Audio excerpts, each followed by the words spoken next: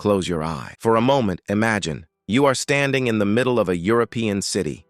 The time, the 14th century. All around you are tall stone buildings, narrow alleys, wooden shops. But today, nothing moves. There are no shouts from the marketplace, no sound of horse hooves, no human chatter. Only one sound drifts through the air, the church bell, once, twice, 3 times. This bell does not ring for joy. It is not calling people to a festival. This bell means another life has been lost. In 14th century Europe, one bell meant one death, a time when people woke up in the morning, never certain whether they would still be alive by nightfall. Welcome to Ronnie, History Reborn. Today we walk into one of the darkest chapters of human history, the Black Death. Before this horror, Europe was a completely different place. The late 13th century and the early 14th century, historians call it the Golden Age of the High Middle Ages. Cities were growing rapidly. London, Paris, Florence, Venice, all bustling with people. Markets were alive with trade, the scent of spices, the colors of cloth, the clinking of gold coins. People were moving from villages to cities in search of work. Crops in the fields were thriving, populations were rising, and most importantly, Europe was more connected than it had ever been. By land, by sea, along trade routes, Asia, the Middle East, and Europe were tied together like threads of a single fabric.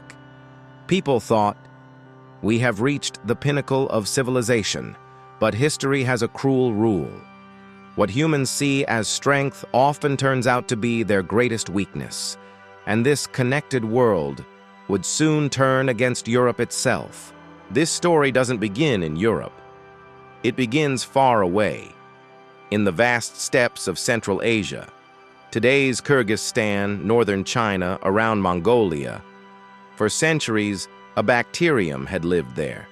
Its name, Yersinia pestis. This bacterium didn't attack humans directly.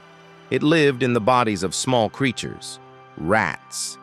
And on the rats lived even smaller creatures, fleas. When these fleas fed on the rat's blood, the bacterium entered their bodies.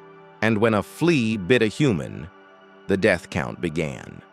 In the 1330s, climate changes caused a food shortage in Central Asia. Rats left their natural habitats and started moving closer to humans. And at that very moment, humans had created the perfect highway, the Silk Road.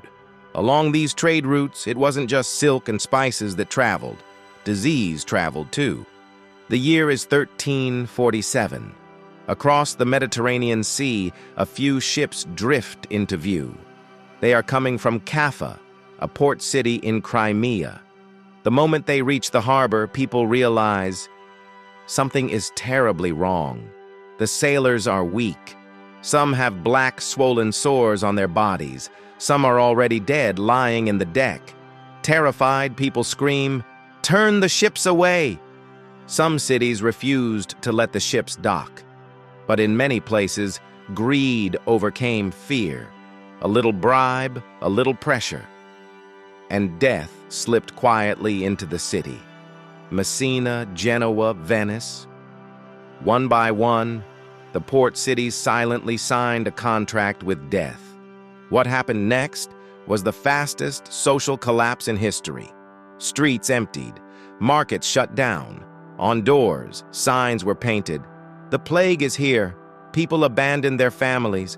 Mothers left their children. Husbands left their wives. Death came so swiftly that there was no time even to bury the dead.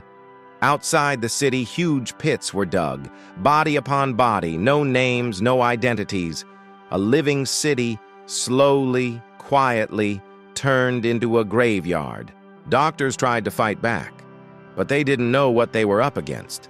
They believed disease came from bad air, so they bled patients, burned incense, and cut open swollen bodies. The plague doctor's mask, iconic today, was back then a symbol of ignorance. Every treatment they tried only called more death. People thought this was God's punishment. Some whipped themselves, some prayed through the night, and some blamed the innocent. fear brings out the darkest corners of the human soul. In just 4 years, nearly half of Europe's population had perished. But those who survived, they were never the same again. Workers became scarce. The price of labor rose. For the first time, ordinary people gained real power. The old systems crumbled, and from the midst of this destruction, modern Europe was born. The Black Death was not just a disease, it was a turning point, where human history remade itself. History does not die.